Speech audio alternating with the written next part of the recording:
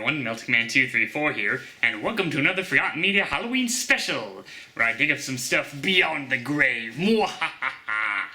Yep, once again it's that time of year to do some tricks and treats.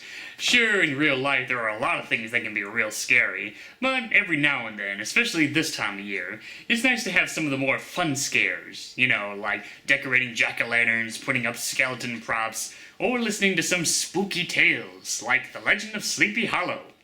Probably one of the most popular classic tales when it comes to gothic stories.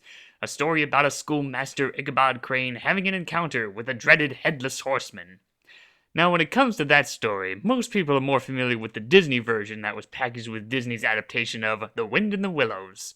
But aside from that, there have been plenty of other film and TV adaptations, like the 1922 version, loose adaptations and spoofs featured in The Smurfs or Wishbone, as well as some reimaginings of the tale, like Tim Burton's Sleepy Hollow, or the Sleepy Hollow TV series from 2013. And knowing how I do things on Forgotten Media, I decided to dig around and trying to find the more obscure version of The Legend of Sleepy Hollow, and I think I found one. It's probably the weirdest reimagining I've ever seen, and that is The New Misadventures of Ichabod Crane, a television special that was aired somewhere in 1979. Now, the title to this is pretty weird. You'd think this is the start of an animated series or a continuation of the original Sleepy Hollow, but no, it's not really a sequel to the original story, and as far as I know, it's not a failed pilot for a TV series. This special opens with the Headless Horseman attacking a carriage and stealing a chest full of gold. The townsfolk of Sleepy Hollow are fed up with the horsemen attacking and pillaging their village for their riches, so they decided that Ichabod Crane should be the one to put an end to his villainy. Although Ichabod is not the bravest out of the bunch, he is willing to do it. It's also revealed early on that the Headless Horseman is actually a disguise conjured up by a witch named Velma Van Dam, a very egotistical witch who wants to be the best witch of the year, or something. Ichabod forms a team consisting of a talking horse named Washington, a talking dog named Wolf, and Rip Van Winkle, a sleepy soldier based on the folk tales. Although in this film it seems to be more like an old prospector. What's weird about it is that there's no introduction to these characters, it's just, well, here's our ragtag team of misfits. Now that I think about it, this special is also a crossover film in a way. You know, two characters from different folklore, Ichabod Crane and Rip Van Winkle. Yeah, pretty obscure crossover there. Then again, I've seen plenty of other obscure crossovers that were more entertaining.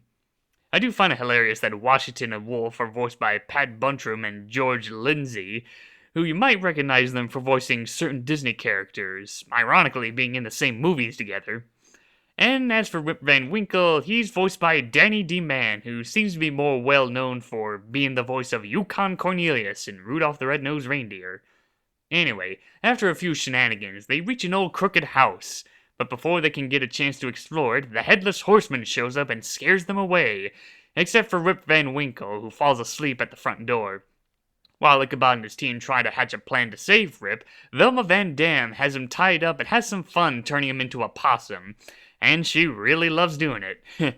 In some ways, there's two ways you can see this character. Either she's really funny or really annoying. Personally, I find it to be entertaining. Anyway, Ichabod puts on a disguise as a potion salesman to get Velma's attention while Wolf tries to free Rip Van Winkle. That plan backfires, but they manage to quickly get Rip Van Winkle as well as Velma's spell book and try to get away. Without her book, she can't transform into the Headless Horseman, but she ain't beaten yet. She uses one last spell to make a bunch of scarecrows come to life and chase them down. After some magical misfires with the magic spell book, Ichabod manages to use the spell book to turn into the Headless Horseman and proceeds to destroy all the scarecrows. Yeah, Ichabod can now transform into the Headless Horseman. Now that is pretty awesome.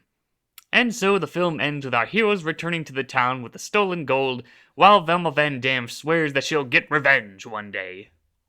It's very loosely based off of the Legend of Sleepy Hollow, since the only characters from that story that appear are Ichabod and the Headless Horseman, as well as the town named Sleepy Hollow.